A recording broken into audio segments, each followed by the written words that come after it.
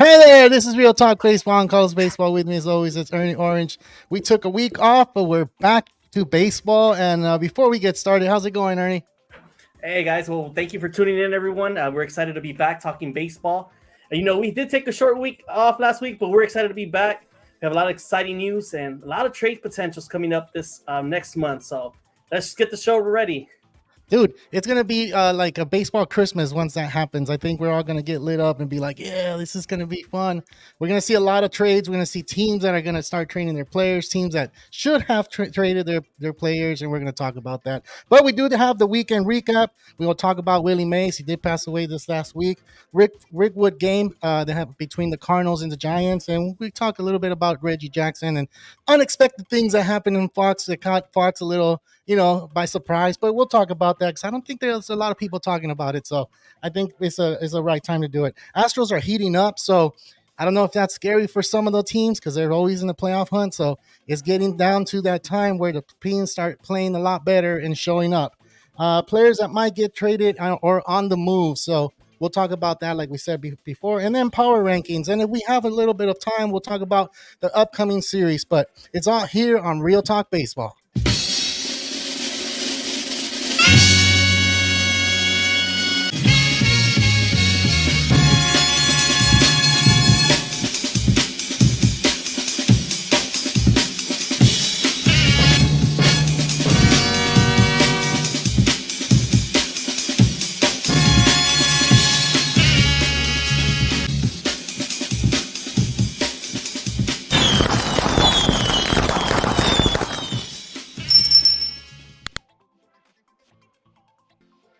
Well, welcome back. I guess it was just a little intro, but Yeah, yeah, yeah. man, let's go ahead and start with the weekend recap. You want to start with the AL or NL?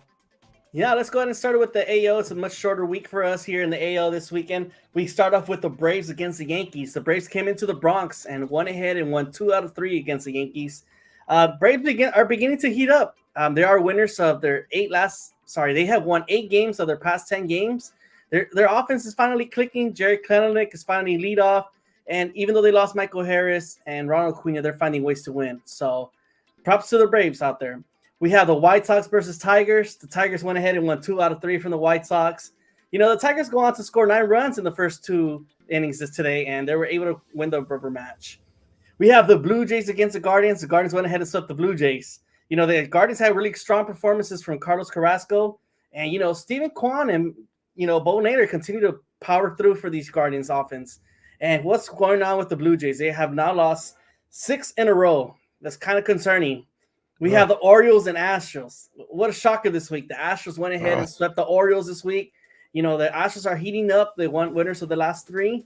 And Ronel Blanco and Frambo Valdez threw off some gems out there, killing it out there for that Houston Astros.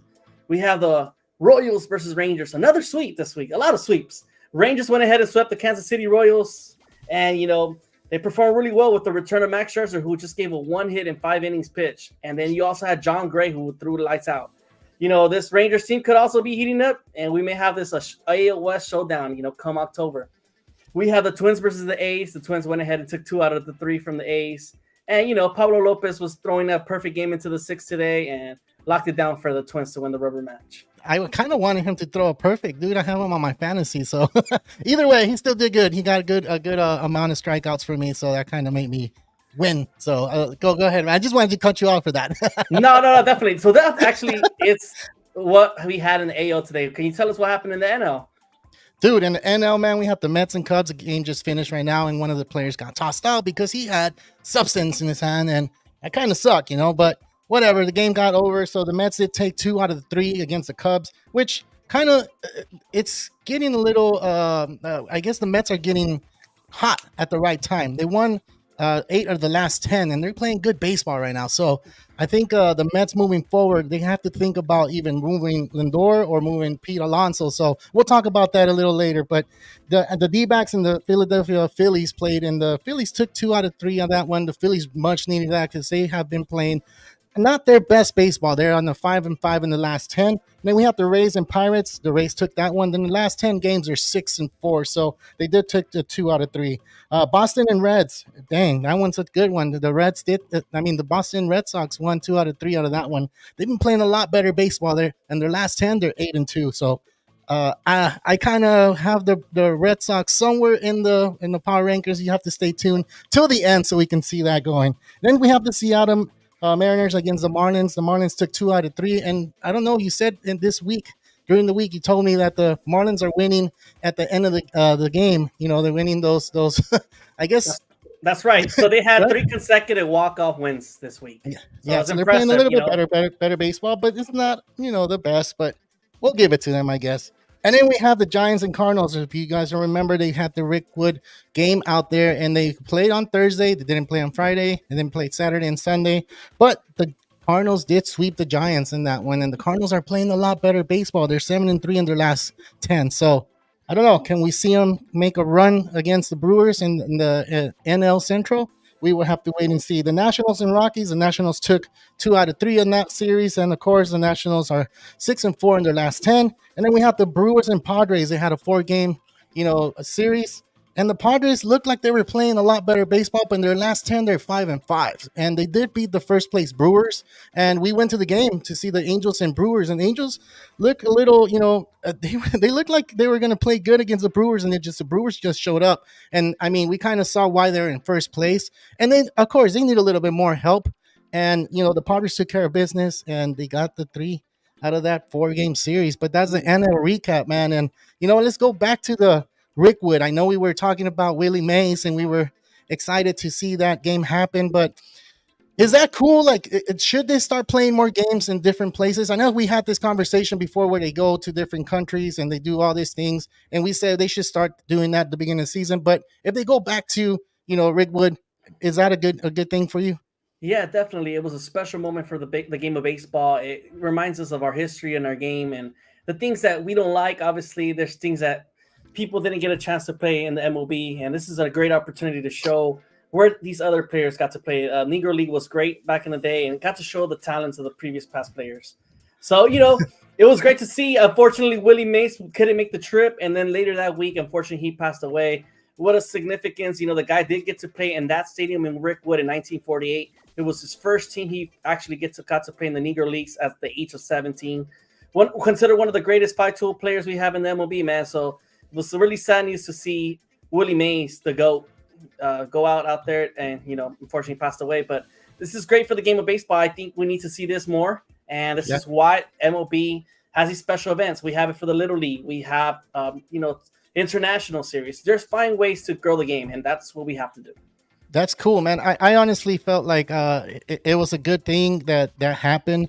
And one of the things that happened to Fox, when you saw Reggie Jackson come out, and if you didn't see the speech, we can't play it for you guys here, but we kind of have the gist of it, and we'll go over what he said. And it's kind of like history kind of has to have, its negative and its positive ways, right? And in baseball, there's a lot of negatives that doesn't get in the topics of the conversation. And when Reggie Jackson was asked, how does he feel coming back to Rickwood, and he kind of let it all out. He said, this is not good for me. This is pretty much like, he used the N-word, and I guess they just let it out. They couldn't bleep it because, like I said, Fox was not ready for it. And it was good, man. Like, I think it was a kind of like a reality check of this needs to be said, because it was a part of baseball and part of history that we kind of need to look at and see that it did happen. It's not something that baseball is ashamed of. Of course not. Like, it happened. It got fixed. We're playing with it now. We have all these different nationalities out here in the MLB and in the US, and that's what it is. It's a big crock pot. There's a lot of ethnicities out here, and if you haven't seen it, you should go check it out. I think it was kind of heartfelt. And Alex Rodriguez is the one that asked him that question. But how did you feel when we were listening to it and it was just live TV and you were like, what the hell? What's going on? Wow, it was really unexpected. It was great to see somebody's take from it, like see what they had to live through during those times. And, Reggie Jackson said he was a hothead and he appreciates all his teammates and coaches, who were able to hold him down and appreciate, I mean, he went through a rough time, but his teammates helped him out, to Yeah, continue playing ball and still to continue playing a great game because Reggie Jackson was a fear hitter, and that's what they call him, Mr. October. yeah. And if you didn't know, Reggie Jackson, his dad is half Puerto Rican, so he's a little bit of Latino too. So it kind of adds to it. So it's a good thing that he said it. It's great for baseball. Like I said, it's a great pastime, of course. But all the history that happened, and he wasn't kind of like he was kind of like in a way saying, I don't feel right coming here. Like it is what it is. But I mean, all right, if you haven't hit that like, go ahead and hit that like. There's 16 viewers on here. I appreciate you guys being on here. This is the way we get more shows going. And if you hit that like and you hit that conversation, we'll put your message on here and we'll answer it. We are live, so if we stutter, it's no, there's no, we can't cut it out and then edit and put it back on. This is all baseball talk, and this is why we do it. We do it because it's live, and we want you guys to keep asking questions. But yeah, man, I think it was cool. The game there itself was really good too. Yeah, The Giants and what it was a fitting game because of Willie Mays passing 2 days before the game happened. So, I mean, that's a cool thing. And I definitely. got to see something. I don't know if you saw it. Where the parking lot's at, they have the fence, the real fence, like 470 something, feet away from home plate. So the fence used to be a lot further than what it is now, which is kind of. Did you see that? No, I didn't. That's pretty interesting. I did see Brendan Donovan, the Alabama native, hit one out, and he hit one pretty deep. So I don't think it went 477. So that probably would have been a double and pass game. But hey, Yeah. man, it's impressive. Brendan Donovan, a Alabama native, went all out, and he showed out for his team out there. That's true. That's true. All right, man. Well, let's keep moving. We're talking about the Astros, how they're heating up, and they're first in their batting average in the whole MLB, and they've been first for a while. So it's kind of feels like the Astros are finally, getting that heated, and I feel like I don't know Ooh. if the Astros get the right pitching back, I think they're gonna do damage. And I know like it's the AL West rival for you because you're an Angels fan. Right. But do you feel the same way about the Astros? Like, I mean, I know we're not fans of them, but like talking as a baseball, fan, do you see the Astros coming back and making that run for the ALS? It's totally hard to count them out. It's a team that's been in the 7 previous ALCSs, a team that just last year won the AOS in the last day of the season. You cannot count them out. As much as people have brought up speculations, is it time to trade Bregman? No, it's not. It's still too early. We're really at the end of June. We still have more than 3 months of baseball. And the trade deadline's out there. You have Justin Verlander, Ronel Blanco, and Frambo Ballas that are still your top 3 aces. Yeah. And obviously, you have guys like Hunter Brown and Spencer Arrigidi that they've been struggling. But unfortunately, the Astros dealt with a lot of injuries this year, guys. You got to recognize that they lost Garcia. They lost a couple other guys for the year, Urquidy. It's been tough for them. And then the bullpen hasn't been the same. They lost a lot of their bullpen guys. But they're going to find their way. Once the trade deadline, do you see the Astros trading for players? Are you seeing them as buyers, basically?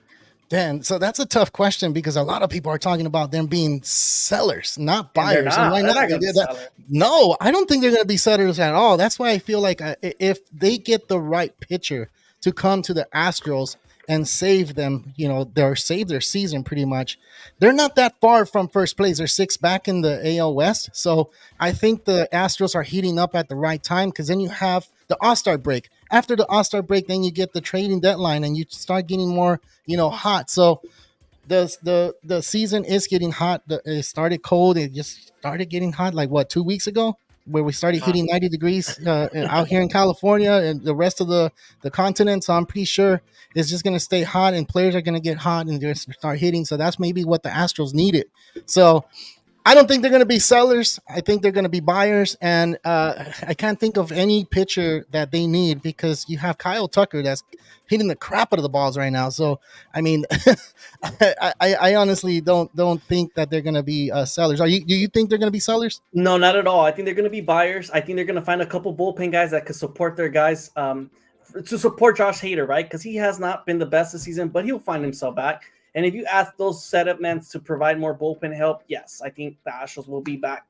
And they need to add somebody to replace Jose Abreu, who had a terrible season, which has been cut by the Astros. This is where I see call Vladdy Guerrero Jr. is time to make that call and bring him to Houston. I'm just Damn. saying. I know the Cubs were looking at favorites to land them, but if you're Houston, you got to add that big bat in the middle of your lineup. What's going on, How's it Jamal? going? Yeah, Thank you for tuning in. We did just watch Edwin Diaz just get thrown out of the game. Looks like he has some sticky substance to his hand. He didn't even get to throw a pitch, Carlos. He literally warmed up, and the umpires were like, "What's that white stuff in your hand?" It looked like a little bit of mixture of rosin and like moisture from his hand, like the sweat. It was hot. But who knows, man? This guy's going to go back to the IL. Unfortunately, he took some time off because he wasn't feeling well. He got thrown in the IL. Just last year, he missed the whole season. And he was not having a great season to start this year. And he kind of felt depressed. And he came back throwing harder. And now he's going back to he's going to just get suspended. And it's pretty sad because I'm not sure what's going on with the Mets. They're playing really great ball out there. Offensively, JD Martinez, what a shocker, man. He looks like he's 20 years old. Yeah, and you got young guys like Mark Vientos, Pete Alonso that still competes, and Nemo, McNeil, you name it. I'm pretty shocked, man. They're winners of their past 4 series, and I didn't see this coming from the Mets. I thought it was going to be seller mentality going forward, but wow, these guys are still have a chance to compete in the wild card. They do, and like I said earlier, they're 8 of their last 10, which they're winning games and they're doing what they need to do. They're 3 games under 500, but they still have a chance at the wild card. The only 2 teams that don't have a shot at the wild card in the NL are the Miami Marlins and the Colorado Rockies. And those 2 teams came in at the same time. They were expansion teams at the same time. So I'll just say it and leave it at that. But yeah, that's pretty crazy that they're playing better baseball. So I was gonna say maybe the Houston Astros can go ahead and get Edwin Diaz to help out. So with that bullpen, because they have been using the bullpen a lot more. And I mean, let's talk about that then. Let's talk about the Mets. Do you see them as sellers or buyers? Oh, man, I hate this new format, guys. I don't know, man. I feel like every team here has a potential of winning the wild card. The wild card is definitely going to come down to the last day of the season, just like it did last season. And right now, it's hard to pick who's going to win the wild card. You have 3 spots available right now. The Braves have a 5-game lead over all these teams. Cardinals have a 1-game lead over the Padres. And then you have, like Carlos said, over 7 teams competing for that last spot, all within 3 games. Man, I don't know. I do see them staying put or possibly trading Pete Alonso. It all comes down to what happens these next 3 weeks for all these teams, because it's definitely right now they're all buyers, but you got to be realistic and see, can I really compete in October? That's when it's going to really count. So that's where I think the Mets, if they really want to look for their future, they should stay put or they should either trade Pete Alonso. I don't know, Neto. What do you guys think out there in the audience? Let us know who should be buyers and sellers. But for now, I say the Mets stay put, see what happens within the next 3 weeks. And if they're able to compete, just stay put, cruise it. And you're not only going to get more talent, more money next year and be able to compete. Yeah, I must say they should be sellers. Why? Because they have Lindor there that they can get rid of that big contract if someone needs it. There's the Dodgers that need a shortstop. I know Miguel Rojas is out there, but Mookie Betts went down. So, maybe the Dodgers are looking for that shortstop. And then you have the Cleveland Guardians that need a shortstop. Why not go back home? And we talked about this last show that we had it. Pete Alonso, he's contract year. Do the Mets have enough money? Because, there's rumors that they want to go ahead and sign Soto. So if they want to go ahead and sign Soto, is there going to be enough cap to sign Pete Alonso? So I don't know if I'm saying the truth, but I just feel like for Pete Alonso, maybe the New York Yankees, they need a first baseman. He can go there. And it's looking like they could be the trade that makes the Yankees a lot better team than what they are already. So if they go ahead and pull that trigger, they will give him that contract. And, Juan Soto, we already saw that he declined the contract from the Nationals for a 460-something million, right, contract? And 440? What was it? Yeah, 440. And what's he looking for now? 580, 600? Like, I mean, who's going to give it to him, right? The Mets. And they're not going to sign Pete Alonso. So might as well get something for Pete Alonso, get something for Lindor, and make those moves. They don't have a lot of pitching. The Phillies are way ahead of them.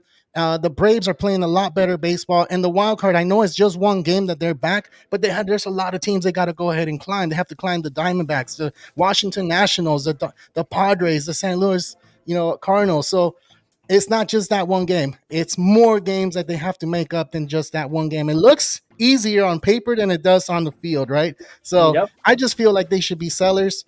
um, and not buyers. I just kind of feel like we would know once we get to the All Star break where they're at and where they're landing. I know they're playing.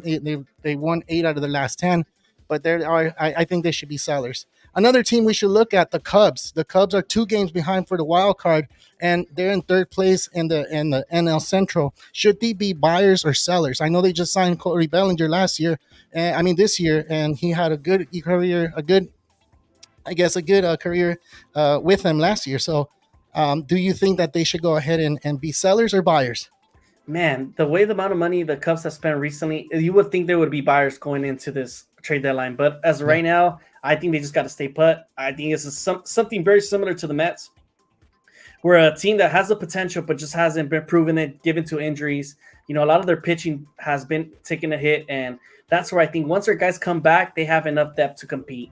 And I think just right now, unfortunately, Justin Steele is not playing, and you know they really desperately need him. And they're missing another couple pitchers, and I can't think of them right now on top of my head. I'm feeling kind of bummed out that I don't remember. Justin Steele. Yes, Justin Steele's the primarily one, and then there's another guy, and I can't think of him right now. But yes, once they come back, they will provide the pitching they need, and that's where I think they've been struggling big time for the Cubs. I think the Cubs, to be honest, I think they should stay. Like you said, I think they're not one of those teams that I feel like they need to make any moves. I just think they just need to wait for their pitching to come back healthy and maybe make a trade to go ahead and make that rotation a little bit more solid, or get someone in the bullpen to make them be a little bit better. I just feel like their defense is they need a little help as well. But I'm not too concerned with the Cubs. I think they're on that project to make their season better at the after the trading deadline or next year. But there's too many teams that are coming back in the Central, like the Pirates. You have Skeens on that rotation. You have Jones on that rotation, and you kind of feel like, are we not making the right? Do we need to make the moves now, or should we just stay put? So I think they're going to stay put. They're not going to do much. And I think they just have a chance to still win the division there. They're not that far away from it, because remember, the wild card is a good thing to get into, but you're not striving to win the wild card. You're striving to win the division, right? Definitely, And definitely. by saying that, I'm gonna go ahead and talk about the Padres. The Padres have been playing 500 ball, under 500, over 500, and they've been talking about them going to get a pitcher. And do you feel like they're going to be sellers or buyers? Oh man, Adrian Predator is gonna come something up his sleeve and trade again. They're gonna be definitely buyers. That's what they do. They're a 500 team right now. It's really inconsistent. That's been driving me crazy with this Padres team. They go ahead and sweep a team, and then they go get swept from another team. You just can't understand them. Jackson Murrow has looked like the top guy out there, top rookie, the top Jackson rookie out there. You got Cronenworth playing great profar. You know, we need more from Manny Machado, and we're begging that. I bet the Padre fans want more from their star player, Machado, but they're not getting it. And they're pitching. Dylan Cease, Michael King are looking like the future, right? Mm-hmm. I think they need another pitcher, man. Drew Darvish is just been inconsistent with the injuries, unfortunately. And I don't know what's going on with this Padres team. They're the most disappointing team for me because I expect better from them, just given the talent they have. And I just don't see it, man. I don't know. It's hard to what they're gonna do because every game is unexpected. You know, they play either good or they play bad. It's who knows what the Padres have on today. Yeah, and that's the crazy thing about the Padres. They play good baseball against the first place teams, and then the Nationals show up and they get swept, or the Angels show up and they get swept. And that's the thing that's been going on with the Padres. And like you said, it's one of those teams that I feel like should have been a lot better on paper. You have a lot of players that do a lot better. Who'd have known that Profile would have been playing good baseball right now? He's leading the Padres with their batting average, and he's second in the league, National League in batting average after Shohei. So he's batting 316, which is really good. And I know he was had the little injury. I guess he had a hamstring issue, or I believe a hamstring issue or a knee issue. I forget what it was, but he is carrying the team right now. And like you said, they waiting for Machado to show up, but they do need that pitcher. Musgrove is another pitcher that's been dealing with injuries too, and Drew Darvish. So I think they're going to be buyers, of course. They want to catch and potentially win the first wild card position, or even the second, but they got a good shot at it. I know St. Louis has been playing a lot better baseball, and St. Louis needs to look at what they're going to do as well, because they're older. They have Renato, they have Goldschmidt. Are they going to keep those contracts, and are they going to be buyers or sellers? Definitely, the Cardinals have been playing impressive ball this month of June. Guys like Lance Lynn, Sonny Gray, and Mike Nicolas have been just playing decent, not pitching Yeah, the best, but doing enough to win games. And that's really what you got to ask your starters from. That's all you really need, and you just need a little bit of offensive, product, and we're gonna win some games. But yeah, yeah, Profar's 316 saves. I just whooped that ball. Yeah, man, Jurickson Profar, our leading all-star outfielder. How you yeah. feel about that, Jamal? I don't know, man. Who would have thought Profar, a guy that got signed last minute in the last week before the season started, and now he's potentially is an all-star starter. That's a shocker to me. But yeah, man, there's definitely the Cardinals. I see them as staying put as well. I feel like a lot of teams are just gonna stay still. We're gonna write it out and see if they can win the wild card, just given the team they have. A team that's been shocking everybody this past weekend, winners of their 8 of the last 10 games, is the Boston Red Sox. And I think it's been surprising. Jaron Duran leads the league in total bases. Tyler O'Neill has found himself. That guy is ripped and rocks bombs all left and right. You got guys like David Hamilton that steals bases, that always finds a way to get in base. What's going on with the Red Sox, man? You see them any hopes of being a buyers? Dude, before I answer that question, did you see how many stolen bases they had in that game against the Yankees? I want to say they had 11 stolen bases or 9 or one of those numbers. And I'm just like, what the hell? Why can you just change the catcher? If they're stealing so many, at least go talk to the pitcher and be like, hey, dude, your time to the mound, to home plate is taking too long. You need to give me a chance at least. Exactly. Give me a chance to throw him out at second and at third. Like, at third base, there's no excuse. You should be catching them running the third base. Like, if you're a catcher, that's one of the pet peeves you might have. And yeah, you see that right there? Yeah. So yeah, that's pretty much a pet peeve of a lot of catchers. But yeah, dude, are they going to be buyers or sellers? I honestly think that they might surprise us. They might pull off a trade just to make the Yankees mad, make the Orioles mad, and make that run for that wild card, that second spot wild card. And like you said, they did win 8 out of their last 10. And I think the Red Sox, to be honest, if they go ahead and trade for someone, it would be someone that's not really a big time pitcher. It'll be someone that's under the radar, pitching all right enough, like kind of like a Lorenzen, something like that. I know the Rangers are not going to trade because they're waiting for their team to get back. Scherzer just came back. Jacob deGrom is about to come back. So their starting rotation is going to look a lot different than what it did when the season started. Even when the World Series happened, it's going to be a lot different than that. So I think sorry, I stuttered. My bad. I think the Red Sox definitely are going to make a trade, and I just feel like it's going to be one of those shocking trades where we're like, what? The Red Sox pulled that off. Like, all right, cool. Definitely. They have the team to do it. And let me give you guys a list of players that are potentially going to be traded. We got players like Luis Robert. You got Mason Miller potentially being traded. Garrett Crochet, Paul DeJong. And I think, which Jamal brings a good point. I think the Dodgers should get him. We have Mason Miller, Jack Flaherty.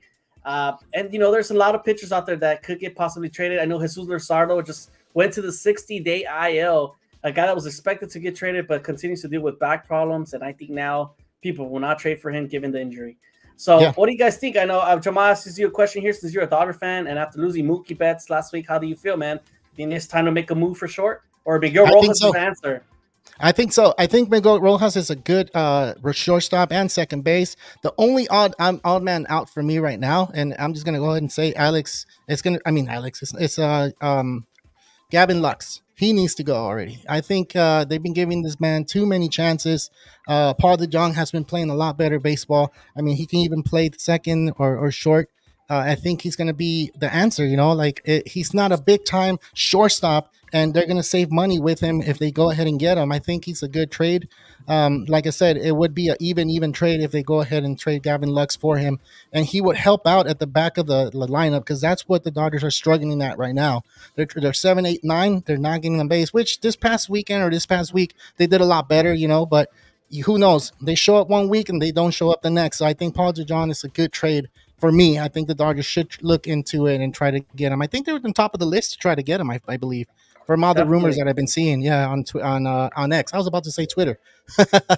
Yeah. Definitely. Do you want to get to the main topic of today's show? The power rankings? Or we can do the shortstop. Shortstop. Okay, we can do that. I do have the post here, so I'll go ahead and post it right now. And the main title, which we have everybody here, I'm pretty sure for this, it's Gunnar Henderson and uh, Bobby Witt Jr. Ooh. And these gentlemen have been killing it at short. They're super young, 24 years old and 23 years old. And I did put the arm range because I want to talk about a little bit of defense. It's not just about hitting. When you're playing fantasy, of course, you talk about more hitting, but I don't want to skip their fielding. Their fielding is one of the things that I feel like it's important. So the conversation starts, and I'll let you start with this one, Ernie. Oh man, if I had to choose one to start my team, oh man, this is a tough one. I would take either. If I was the Angels, I'll take either or. We have Zach Neto right now, which is a top young talent as well. But my go-to guy is Bobby Witt Jr. I think he's the representation of a great five-tool player. Not only a guy that can steal base, can run, field, hit, and bat for average. This guy has power. A guy that went 30 home runs and 49 stolen bases last year. In his rookie season, he went 20 home runs, 80 RBIs. And this year, he's batting over 314. What can you expect from a young 24 kid, that seems like he's going to be the next superstar for the game of baseball. But you can't go wrong with Gunnar Henderson either. A guy that has a little bit more power, but does strike out a little bit more and doesn't steal bases. It depends which kind of style of game you prefer. But if I had to choose between one, I would go with Bobby Witt. You guys got to understand that Gunnar Henderson has more protection in that lineup. He has guys like Santander, Ryan O'Hearn, and that gives them the potential to score more RBIs and hit more bombs. That protection is much needed in baseball sometimes. And Bobby Witt Jr. could possibly be the next George Brett, the next Mike Trout. He has that potential, guys. Now, have you seen the plays he makes in short, Carlos? Man, it's impressive. The guy runs almost out to the outfield and feels like he's an outfielder himself. He could do it all. So I just feel like Bobby Witt's with a team that has, obviously he's just with Salvador Perez and that's it. But Gunnar Henderson has more protection. And that's why Bobby Witt, for me, if you put him into the Orioles lineup, I think he would even be doing better than Gunnar. Dang, that's a good person to choose. I mean, I'm not saying I don't agree or disagree. I just don't want to give out my answer right quite yet. I want to talk about Gunnar Henderson so far right now because he has a 970 fielding percentage. So he's only made 18 errors, dude. And that's one of the things that I look at. He has range in shortstop. He's a captain out there. He calls off when there's pop flies. He wants them. He wants them all the time. And I'm not saying Bobby Witt Jr. doesn't do that because he has an incredible arm. If you can see, his arm range is 99. Arm strength is 88.7, meaning he throws that hard to first base. You have arm strength for Gunnar Henderson that's throwing 89.7 miles per hour to first base. That's pretty crazy to me. Like, across the diamond, you do that. When you go to the hole and you jump and you throw the ball from the hole like Derek Jeter used to, you see these two guys doing that, and that's one of the things that excites me as a shortstop, to see these fellow shortstops doing this. And for me, I cannot go wrong if I go ahead and pick either or. Even I could even add to what they do is I feel like once they get on the field, I feel like my infield's going to be solid because these guys are leaders for their teams. And you know what? I can't disagree with you, Ernie. I'm going to have to pick Bobby Witt Jr. with this one. At 24 years old, he's doing what he needs to do. He got his contract. He did not slow down. You know how players slow down after they get their contracts. This man didn't do it. This man continued to play baseball. His batting average is up there. His home runs is a little low, but he's not a power hitter where he needs to go ahead and hit those 20, 30, 40 home runs. You have Gunnar that's hitting 24 home runs. He's second in the AL, in home runs. So I think in all MLB as well, I think after Judge. So He's doing good, dude. He's doing good. I'm not saying he's not a good shortstop, but if I had to pick, it had to be Bobby Witt Jr. And like I said, I had to pick him based on his leadership, based on shortstop, based on his batting. And you pointed out, I didn't need to say it. You said Gunnar has a better lineup to bat in. He can contribute all those things where Bobby Witt, he kind of needs that team to start building up, and it will. Kansas City has a good little team. I feel like they can do a lot better. They're another team that I feel like it's gonna make a big trade, and it's gonna be one of those quiet ones where kind of like their signings in the off season. They went ahead and signed some players that you're like, oh, okay, that's okay, and then they signed another one. You're like, what? And so yeah, I think they did a good job. So yeah, dude, we can't argue on this one. I was hoping you would pick a Gunnar, or I don't know. Oh, so we man. can go back and forward. But what do you guys think? I got to remind you that Gunnar Henderson is a rookie of the year of last year's season. He did get the opportunity to play 34 games in the 2022 season. He got to see some exposure in the MLB, and he finally had his first official season last year, and that's why he was Rookie of the Year. Bobby Witt came into the league straight as a rookie, played 150-something games, and had to go against Julio Rodriguez for that Rookie of the Year award. So it was a little different. He had a little bit more competition, and that's why I think Bobby Witt got to make a name for himself later into that first season. But last year, man, hitting 30 bombs and almost being close to being a 30-50 type player at his second season. And now you're going to this third season hitting 314. Yes, he doesn't have the same amount of power, but the guy does a little bit more. Do you think WAR is a good stat for you? I know Gunnar is the leader on that one compared to Bobby Witt. Wins above replacement. I think it's a good stat to have. It's but I'm old school. I don't look at that one, and I'm not saying you shouldn't. It's just I'm a little bit more old school where I look at what they're doing on the field. What else are they doing? What else are they bringing to the table? And I'm not saying Gunner's not doing anything because he has a stutter stud team. I'm just saying, like, I think Bobby Witt Jr. for me, I know he doesn't have the wins above replacement like Gunner does, but I just picked him. And I mean, do you like that stat? It's a fun one when your favorite player has it, but other than that, it's like nobody really looks into it. It's a fairly new stat that's been added to the game of baseball. I know Mike Trout was one of the highest ones we have seen in the beginning, but now I don't know. I'm not a big fan of it either. I could care less about it, but I don't even know how it works. If you ask me, I don't even know how to do it. I'm a big numbers guy, and I still don't even know how to do it. The math for that one, but it's all good. I really care more for batting average, home runs, RBIs, and stolen bases, the more traditional stats we've had in the past. But this is pretty interesting. We have a great future for the MLB with these shortstops. Kind of reminds me of Derek Jeter, A-Rod, and then you got guys like Anthony Volpe, Zach Neto, up-and-coming 21-year-old kids that are also going to be stars in this game. And it reminds me like of that Nomar Garcia-Parra, A-Rod, Derek Jeter. It's great for the game of baseball. 20 years later, we're seeing it again. We're fighting to see who's going to be the all-star winner for shortstop. Who's going to be the starter? It's hard to choose, right? Like it's a kind of a coin toss. It depends if you're an East Coast guy or you kind of a Bobby Witt kind of guy, Midwest guy, or it depends. Are you in New York or are you going for Volpe? It's kind of hard. I was about to tell you, hey man, don't forget about Garcia-Parra. He's on there too. He was part of those three. I know he only had 9 consecutive years without having an injury, but if you put them together, out of those three, you see Garcia-Parra being on top. And I mean, I know there's not only 9 seasons that he was healthy, but he was pretty good, dude. And he was giving A-Rod and Jeter a run for their money. So for sure, I just do want to go ahead and point someone else out, man. And he was one of the top shortstops, or been one of the top shortstops mentioned in the past years with the Blue Jays. And Bo Bichette, dude, he's only 26 years old.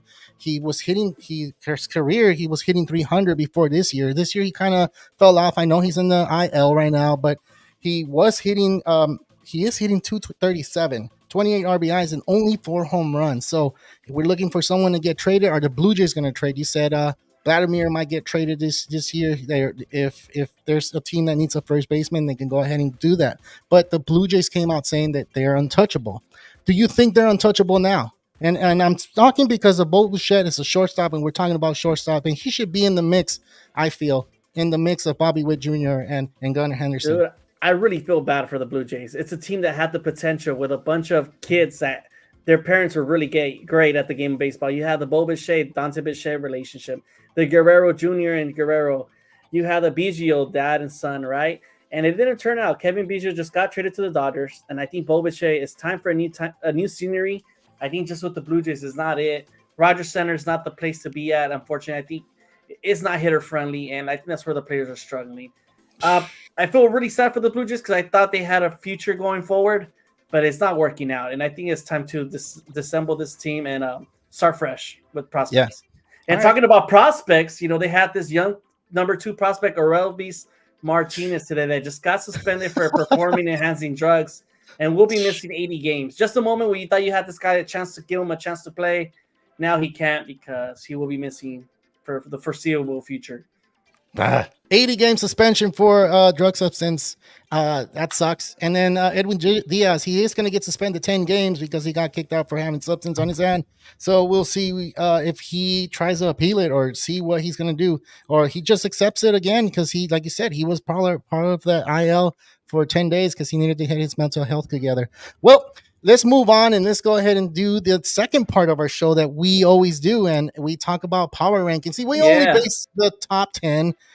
There's teams that make it close, but I think it changed a lot, and that's why I didn't have time to go ahead and post the up and down. My bad. I'll go ahead and fix it, and we'll post it on Instagram, TikTok, and X. We'll make sure we'll do that, and you guys can critique us or critique us right here. Why not? We're Ooh. not, we're not, what do you call, sensitive. So go ahead and put it on there. All right, you want to go through yours first? Whoa, wait. I think there's a mistake in mine, but I definitely, man, I must have jacked up my rankings here. I Oh, definitely have the Braves in my mix, okay. and I'm like, but just know that the Braves. Ooh, I sent you the wrong one. I missed the Braves. Holy crap! I had the Braves at 7. Unfortunately, guys, I had Okay. the Royals falling out of the top 10. So just imagine the Braves at 7, Mariners at 8, Twins at 9, and the Red Sox at 10. Okay. Uh, I just feel like the Braves have been playing better. This Oriole Guardians, I know after the Orioles got swept, I was tempted to put the Orioles at number 5, but I had to remind myself they're still the Orioles, and they just had a little hiccup in the middle of the season. That happens to every team. But this Monday through Wednesday, we have the Orioles and Guardians facing each other. And for me, that will determine who is that 4th spot team. The Dodgers are number 3. Like I said, I feel like they're cruising after losing Yamamoto and Mookie Betts. It's hard for me to put them over the Yankees right now. They're just kind of playing great baseball. Shohei's still on a tear, hitting home runs 3 in a row against his Angels. But the Phillies are still the top dog for me. And I don't see the Royals. I have them there at 10, which shouldn't be there. But I definitely feel like they've been struggling. And then the Red Sox, where it came out of nowhere. We've said they've been playing really great ball. And the Twins, Mariners offensively are kind of quiet, but their pitching is so great, man. And the AOS has been so quiet that you just kind of have to give them and put them there in the number 7 spot. What are your thoughts, man? I kind of see that ours is, if I add the Braves at 7, ours is pretty similar. Yeah, it's pretty similar, and like I added the Red Sox to number 10, like you did. If we can fix it, we'll fix it once we do it. Once I post it again, like I said, I'll post it on the IG. I'll post. Ernie will send me the new one, and I'll make it a new one. We'll do that for sure, and I'll put up and down like the arrows we had before. But I had the Red Sox at 10. It was a close one with me having them or the Royals, but the Royals haven't been playing good baseball lately, so that's why I didn't have them in there. They're 3 in the last 10. So they're struggling a bit. So they lost their last 3 too. So it's like, no, I had to put the Boston Red Sox on there, and they're 42-36, and their winning percentage is 538. So I have them there. Then you have the Mariners, which you said their pitching's really good, and I agree with their last 10 they're 5-5. I had them at 8 last week, and then the Braves I had them at 9. I moved them back to 8 because they won 8 of their last 10, and they're playing good baseball right now. I think the Braves are going to be one of those teams that surprises people in this after the All-Star, because that's when they really turned it up. That's how they won the 2021 World Series. So I think that's what's going to happen with the Braves. And then I moved on to to the Twins, and the Twins have been playing way better baseball than the last 3 weeks or 2 weeks.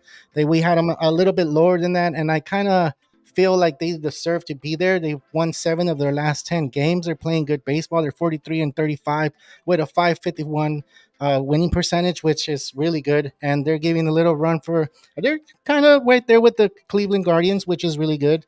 And then I had the Brewers, and we saw the Brewers out there in Anaheim this week. How was it? How did you see the Brewers? They were good, right? Yeah, man. Freddie Peraza was great.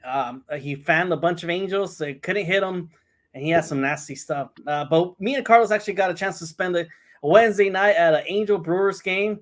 We've got some, some diamond seats out there. It was pretty cool, right, Carlos? Hell yeah, dude. I can't say no to there. baseball. I can't say no to baseball. And when you said let's go to Angel game, I'm down, dude. I'm down. Like, and I liked it. I was even cheering. I'm like, come on, you guys can do better. You guys can hit. You guys can get a run. Like, being positive. Man. But I mean, it turned out the Brewers won that one, and I know they lost their last. They lost the series against the Padres out of the 4 game, but I think they're still playing good baseball. Yelich is one of those players that you kind of don't bring up as much like he used to bring them up, and he's a good player, dude. I saw him get a little single. He turned it into a double that day that we went. He runs really fast. So if you guys forgot about Yelich, don't. He's still batting up there. He was at 319 batting average when we went to Angel Stadium. I don't know where he's at right now. I'm pretty sure he's still around that area. And then I have the Orioles. They dropped from number 3 or number 2 from me last week to number 5 because they're not playing good baseball. They lost their last 3. They got swept by the Houston Astros. And then you have their last 10. They've only won 4 games. And this week for me was kind of hard to pick the top 5. And this is whereas, and you have the Guardians that are playing way better baseball. They were on number 5 for the longest for me. I moved them up 1. I did not put them all the way up there because they have a batting average as a team that's not way up there. And when you look at the top 4 after the Guardian, I mean the top 3, those top 3 are top 3 in batting average, slugging, OPS. So then I move up to the Yankees. The Yankees didn't play good baseball this weekend, but they're not terrible. And they did slide down in their batting average. And that's where I kind of dropped them to number 3. I know probably people won't agree with me, but I just feel like they needed to win the series against the Red Sox. And they did not. Then when I got the Dodgers had an easier schedule. They split the series with the Angels, and of course, and they won 3 out of 4 against Colorado. They're playing a lot more better baseball. I know they don't have Mookie Betts, but I think they're playing. I have them at 2 because their batting average is up there. They're number 4 if you're looking at the team batting average. And then you have the Phillies, like you said, they're not playing the best baseball. They're 5-5 in their last 10, but the Phillies are the Phillies, dude, and I did not want to believe the hype that they were this good, and they're still good, and they're still playing. And this right now is the only time in the season that they kind of struggle, and they're not doing that bad. They're at 500, if you really think about it. So it's kind of crazy that we're talking about Phillies being number 1, and people don't agree. I mean, I think it's time to believe that they are number 1 team, right? Oh, yeah, they really are, man. Unfortunately, given their pitching, Nola, Wheeler, Christopher Sanchez, and Ranger Suarez, these guys are balling out. Juan Walker just went to the IL. What does the Phillies have to do in this trade deadline to be the World Series champions? What do you think? Damn, that's a tough one. Do they stay put? Deep. Yeah, they are. And that one's a hard one. I would have to ask John from Real Talk Baseball Fantasy side, and I would love to have his opinions on this. And I think we should have him jump in one of these days so we can talk about that, because that's a great question. What does that team need to be the World Series? Are they put? Do they stay put? And, sometimes you need some players to come in and hype up the team again. But I don't know about the Phillies. Everybody's saying how much fun they're having. They've never had this much fun with other teams. Then that the team is clicking together and on all cylinders. So maybe they don't need anybody. That's just the way the Phillies are. I think they need one person, and I think they need an outfielder. I think they need somebody with power in the middle of the lineup. A guy like Luis Robert. It's been kind of rumored that he may potentially be going there, and I think he adds a great bat to the middle of the lineup. A guy that hits bombs and who would look great in a Philly uniform. I just don't think that Brandon Marsh is the answer. I've seen him previously with the Angels. He's a great hitter, but still seems to be missing something. He's a hot and streaky player, and if you swap him out for Luis Robert, that would just add a World Series title to your name. Right. I wouldn't want that. And that's a really good trade as a baseball fan, but as a National League fan of the Dodgers, I feel like that's not a good trade. But dude, imagine that lineup with Robert on that lineup, and the Phillies are really looking tough. I wouldn't want that, but that's what it is, dude. Tony's saying that they need a closer. You can never go wrong with more arms in the bullpen. And come October, the more you have them, the better. And the healthier they are, it's just better for your team. Yeah, Kenley Jensen is out there. I remember there was rumors of him wanting to leave Boston. So I don't know, now that Boston's playing a lot better than where they were at the beginning of the season, will they even trade him, or would they even think about trading him? So would he even wear that Philly uniform? Back in the old days, you were like, I'm not getting traded. Like, what was it? Jackie Robinson got traded to the San Francisco Giants, and he'd rather retire than play with the Giants. So he did retire. That's how much hate there was. So you want to play with Willie? Come on. So yeah, he just retired. I'm not wearing that Giant. So I don't know, Kenley Jensen. I'm just probably making stuff up. Whatever. And that closer, I think, like you said, they do need an arm. So you can't go wrong with that. And then we look at the rankings. You got the teams like the Yankees, which are also dealing with injuries. They lost Anthony Rizzo for a while. I'm not sure. I can't say what's his injury right now. But also Giancarlo Stanton is out for the next 4 weeks with a hamstring injury. So it's unfortunate because Giancarlo was coming back from previous injury seasons, but unfortunately he's hurt again. So a lot of teams need help, and every team needs pitching. look at the Orioles. Kyle Bradish is now out for the season for a Tommy John surgery. We'll be missing some time. John Means, Kramer are out of the lineup. And you have a guy like Corbin Burns, which is great, but you need somebody else. It's the time to call Jack Flaherty to come back after you traded for him last season. Didn't sign him. You need more arms in that rotation to win in October. So yeah, and Dodgers need help too. And then you look at the Guardians; they can add another bat because if you want to compete with the Yankees, Astros, and teams like that, you need help. Yeah, definitely.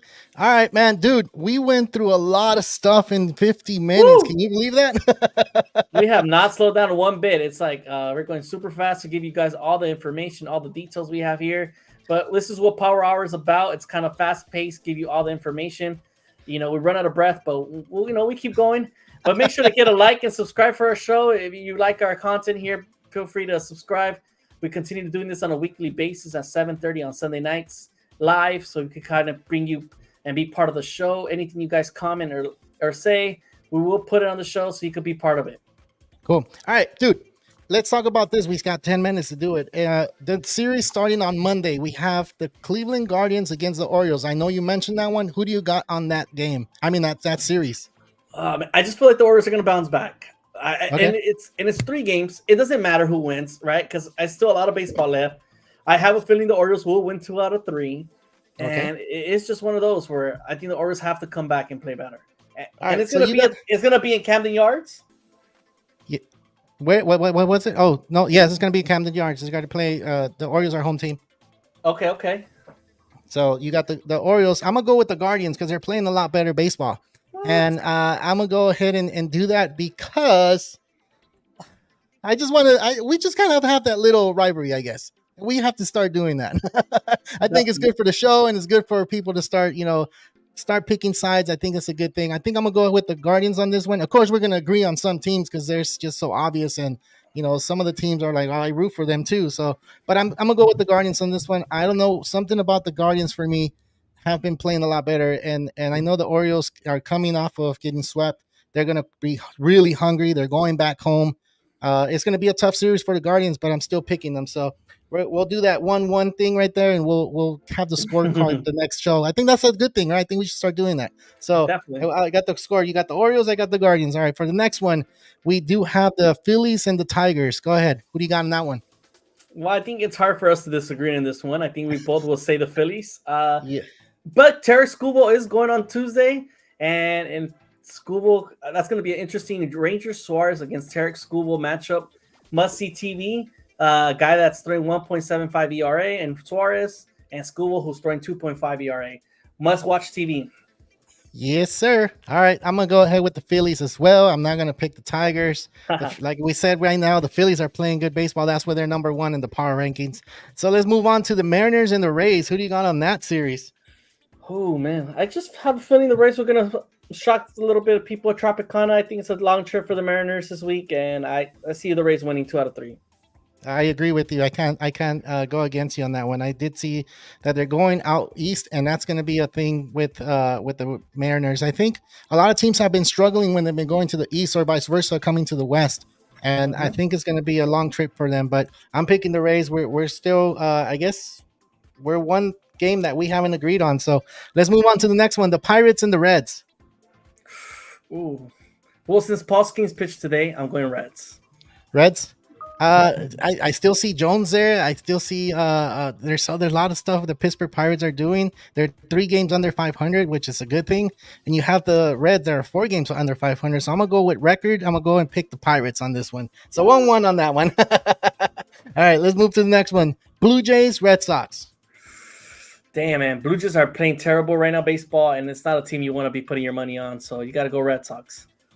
I got the same thing, Red Sox, but I could be wrong. Maybe the Blue Jays do need to go out to Fenway and see that green monster and try to hit some home runs. I know Vladimir Jr. likes to be there and likes to hit home runs in Boston at Fenway. So, but I am picking the Red Sox. I guess we'll stay in tight on that one.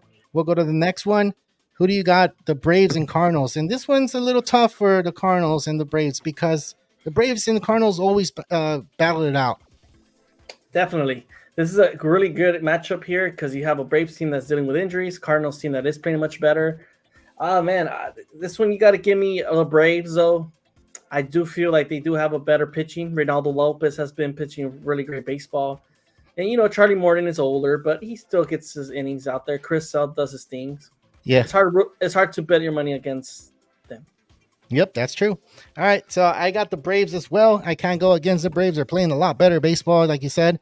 And the Cardinals, I know they're playing. They won 7 of their last 10. It's just, I think it's a little bit hype. It's not. I don't think it's a real thing. So I'll go with the Braves. Then we got the Marlins and Royals, and I think we're gonna agree on this one too, man. Yeah, I think the Royals just got to bounce back. They got swept this weekend over in Texas, and I think they got to come back and win 2 out of 3. Yeah, I got the Royals as well. I'm not gonna go against the I guess be like, oh, I'm gonna win money off of that. I'm just gonna go ahead. What's the sure thing? Then we have the Rangers and Brewers. How do you feel about that one? Well, that's a great matchup. Yeah, I like it it. is. I Yeah, just have I really like the Brewers, and after watching them this Wednesday, going to the game out there with you in Anaheim, you gotta go Brewers. dude, I like the Brewers. They look pretty good. I'm not gonna lie. I've never seen Peralta pitch like, especially live. I've seen him pitch on highlights and stuff like that, but when you see what he has and how his ball moves, and you can hear like how much rotation that ball has, and then that location, he was locating his balls. He was throwing 95, 96, and he was making that glove pop. So, Definitely. with that said, I'm gonna pick the Brewers as well. Like I just don't see the Rangers being consistent, man. They've been really inconsistent. So Really I'm staying with the Brewers. Let's go to the next one. We got the A's and the Angels.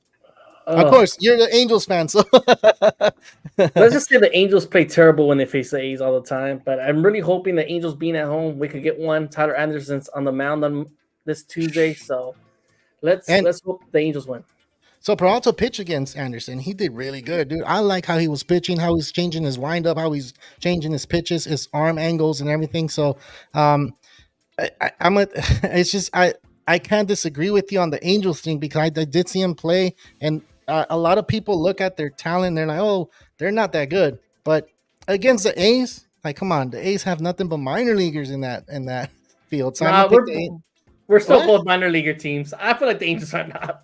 Dude, you Well, got more you got more major leaguers on your team than the freaking A's. Come on, the A's. okay, I Yeah, could agree with you. right. Yeah, All right. So I'm gonna pick the Angels on that one, and then you got the Nationals and Padres. man, Darvish makes his return on Tuesday, so Padres better win, and at Petco, you better win. But watch us talk next week and watch the Padres lose that one. So so this is what I'm gonna do. I'm gonna go ahead and pick the Nationals. Why? And it's nothing against the Padres. It's just I feel like they do better with teams that are above 500. They do better with teams, like I said at the beginning of the show. So I'm gonna go ahead and pick the Nationals. So we're different on that one as well. We'll go to the Cubs and Giants. Oh, They're it's a both toss-up, man. struggling. They're both struggling. I'm gonna go Giants. I think they got to All right. bounce back this week. All right. Cool. I'm gonna go with the Cubs on this one. So Cool, I cool. mean, you can't go wrong with this one, right? And No, then you no, have no. the Dodgers and White Sox. Oh man, that's an easy one for the Dodgers. Hopefully, the GMs could talk and could get you Paul DeJong while they're at it. Maybe that's what I mean, they're making that trip. Why not talk about Robert too? So you can get two for Lux and maybe a pitcher that we don't use yet. Damn, We haven't used. like So that. yeah, so go ahead and do that. Go ahead and talk. You guys have so look, the Dodgers and White Sox, they have the spring training together. So it could happen, right? So Definitely, definitely. yeah, I got the Dodgers too. I know you said the Dodgers, so we'll leave it there. Dude, we talked a lot of baseball today. I can't. I don't know what else to squeeze. We can squeeze a lot more, but it's just we're hitting that hour, and when this power hour, if you have any questions or anything that you want to let us know how to improve the show, or you liked it, or we can add your comment on here. We put everybody's comment because I think everybody should be acknowledged and should be part of the show, like Ernie said earlier. We'll go ahead and give you your last mentions, Ernie. Well, I just want to thank everybody for tuning in and hope to see you guys next week. We have an exciting baseball coming up with the trade deadline, and we enjoy talking baseball with you guys. Me and Carlos got to experience our first game together, which is kind of Yeah. strange. After all this time talking baseball with one another, we got to go to a stadium this week. It was Great fun, time dude. at It the was game. fun, though. It was Really fun. good time. I enjoyed my time, man. For sure. But everybody for here from Real Talk, thank you for tuning in. We'll see you guys next week. Yep. From all of us here in Real Talk Baseball, this is Ernie Orange. I'm Carlos Baseball. Real Talk Baseball, signing out.